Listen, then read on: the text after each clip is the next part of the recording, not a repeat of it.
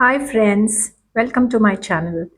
आज हम बना रहे हैं क्लासिक इंडियन कंफर्ट स्वीट, अपने आटे के लड्डू जो हर सर्दी में बनते हैं, हेल्दी होते हैं, न्यूट्रिशियस होते हैं और सिंपल पैंट्री इंग्रेडिएंट्स से बन जाएंगे। जो कुछ भी आपके पास अवेलेबल है बस वही, जैसे कि व्हीट फ्लावर, घी, नट्स और थोड़े से मखाने।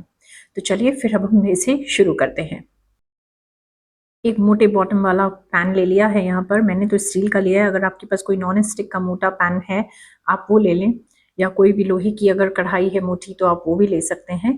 इसमें 2 टेबल स्पून देशी घी डालकर 50-50 ग्राम वाली बॉल्स है मेरे पास। उन बॉल्स में मैंने काजू, बादाम, अखरोट ये सब मैंने थोड़ा थोड़ा रोस्ट करना शुरू कर दिया। अगर आपको और भी कोई ड्राई फ्रूट ऐड करना है तो आप यहीं पर ही ऐड कर सकते हैं। थोड़ा सा ही पिंकिश टू ब्राउनिश हो जाएगा तो हम उसे निकाल लेंगे।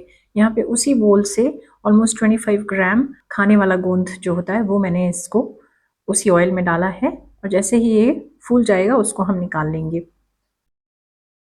उसी सेम पैन में ही मीडियम गैस पर ही काम करेंगे और घी बढ़ाकर अब 2 कटोरे लोटस सीड्स यानी कि मखाना वो हम यहाँ पर डालेंगे और उनको भी थोड़ा क्रिस्पी होने तक अच्छे से रोस्ट करेंगे। इन सब चीज़ों को हम मीडियम फ्लेम पे ही रोस्ट करेंगे जिससे कि ये सब क्रंची रहें और जले भी नहीं।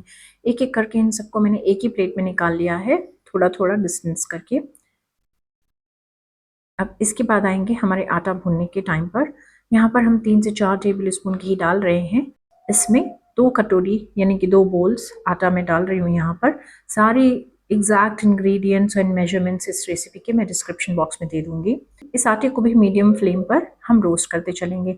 इसको हमें धीरे धीरे धीरे धीरे ही रोस्ट करते जाना है, और एज एंड व्हेन हमें घी की ज़रूरत पड़ेगी हम 1-2 टेबल स्पून घी ऐड करते रहेंगे और बीच बीच में उसको चलाते रहेंगे। कढ़ाई को हम छोड़कर बिल्कुल भी नहीं जाएंगे क्योंकि ये आटा बहुत जल्दी जल सकता है। आप इसको रोस्ट करते रहें, चलाते रहें, घी ऐड करते रहें। बीच बीच में स्पैटुला से भी जो आटा चिपक जाए उसको भी निकाल लें, क्योंकि जो आटा चिपक जाएगा स्पैटुला पर वो फिर भुनेगा नहीं, बाकी आटा भुन जाएगा वो वाला, और स्पैटुला का आटा अभी भी वाइट ही रहेगा। आप इसको देखिए, ये भुरभुरा सा हो रहा है और इसका कलर भी थोड़ा थोड़ा चेंज हो रहा है, और हम इसको कंटिन्यूसली चलाते रहेंगे। जब हमारी पसंद का गोल्डन ब्राउन, थोड़ा सा डार्कर ब्राउन आटा हो जाएगा हम तब तक के लिए इसको चलाएंगे। बीच बीच में घी ऐड करते जा रहे हैं। मैं आपको टोटल मेजरमेंट की लास्ट में कितना घी लगा मैं आपको बता दूंगी, और सब कुछ डिस्क्रिप्शन बॉक्स में भी लिखा हुआ है। टोटल 8 to 10 मिनट्स लगेंगे और सारा आटा भुन जाएगा।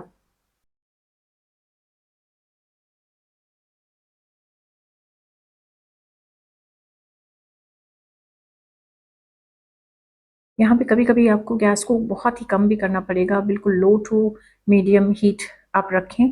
बीच बीच में आप जज करते रहें कि अगर हीट ज़्यादा हो रही है तो आप उसको लो पे कर दें, फिर जब आपको लगे कि बहुत कम हो गई है तो फिर आप उसको मीडियम पर कर दें। आपको बहुत ही पेशेंटली इस आटे को भूनना होगा। 1 मिनट की भी चूक होने से ये आटा पूरा काला हो सकता है या नीचे से थोड़ा बर्न हो सकता है। देखिए काफ़ी अच्छा कलर आ गया है अभी। तो अब मैं यहाँ पर गैस बंद कर दूंगी और पूरे के पूरे पैन को हम इस गैस से उतार कर थोड़ा साइड में रख देंगे, क्योंकि अगर हमने उधर ही छोड़ दिया तो भी हमारा आटा जो है नीचे से डार्क ब्राउन हो जाएगा या थोड़ा सा बर्न हो जाएगा। अब ये जो ड्राई फ्रूट्स मैंने रोस्ट करके रखे थे उनको मैं एक शार्प नाइफ से कट कर ले रही हूँ। उन सबको कट करने में ऑलमोस्ट 7 to 8 मिनट्स लग जाएंगे। और यहाँ पर मखाना यानी कि हमारे लोटस सीड्स और गोंद, उसको मैं एक साथ पीस ले रही हूँ। गोंद की क्वांटिटी जितनी मैंने रखी थी इस वीडियो में उससे मैंने हाफ ही यूज़ करी, क्योंकि मेरे घर में बच्चे लोग जो हैं वो गोंद को थोड़ा कम पसंद करते हैं, तो मैंने जितना लिया था उसका भी मैंने हाफ ही यूज़ किया। आप पूरा भी यूज़ कर सकते हैं। अब इन सब चीज़ों को मिला दे रहे हैं। मैं वही वाली गैस के ऊपर ही रख के काम कर रही हूँ, लेकिन मैंने गैस बंद रखी हुई है। सब चीज़ों को मिला देंगे और लोटस सीड्स और इधर यहाँ पर कार्डमम भी डालेंगे, जो कि मैं भूल गई थी कार्डमम डालना। मैंने पीस के रखे भी थे लेकिन मैं मिलाना भूल गई। अब लास्ट में मैं यहाँ पर यूज़ कर रही हूँ देशी गुड़। ये जो देशी गुड़ होता है ये काफ़ी सॉफ्ट होता है कि आप इसको ऐसे हाथ से भी प्रेस करके इसको आप मेल्ट कर सकते हैं। चूँकि आटा अभी भी गर्म है तो उसके ऊपर एक नॉर्मल टेम्परेचर का गुड़ मैंने यहाँ पे डाला है और मैं उसको हाथ से धीरे धीरे मिलाऊंगी। और अगर हाथ से मिलाना मुश्किल हो तो आप स्पैटुला का यूज़ कीजिए। देखिए मैंने ये ब्रांड एशर ब्रांड का देसी घी यूज़ किया था। आपके शहर में जो भी अवेलेबल हो आप वो यूज़ करें। अगर आपके पास देसी गुड़ नहीं भी है तो आप नॉर्मल रेगुलर गुड़ भी ले सकते हैं, लेकिन उस केस में आपको गुड़ को मेल्ट करना पड़ेगा। पहले से थोड़ा पानी डाल के, थोड़ा घी डाल के आप उसको अलग से किसी पैन में मेल्ट कर लीजिए, फिर आप उसको उसमें मिलाइए और फिर सारे लड्डू बांधिए। अब यहाँ पर बहुत धीरे धीरे सब चीज़ों को मिक्स करना है, क्योंकि गुड़ को हमें आटे के साथ पूरा ब्लेंड करना है अच्छी तरह से। अब चूंकि थोड़ा तो मैंने हाथ से कर लिया, लेकिन अब आटा मुझे काफ़ी गर्म लग रहा था, तो now I am using spatula. अब इस स्टेज पर आते आते हर चीज़ अच्छी तरह से मिल चुकी है, तो अब हम अपने लड्डू बनाना शुरू करते हैं।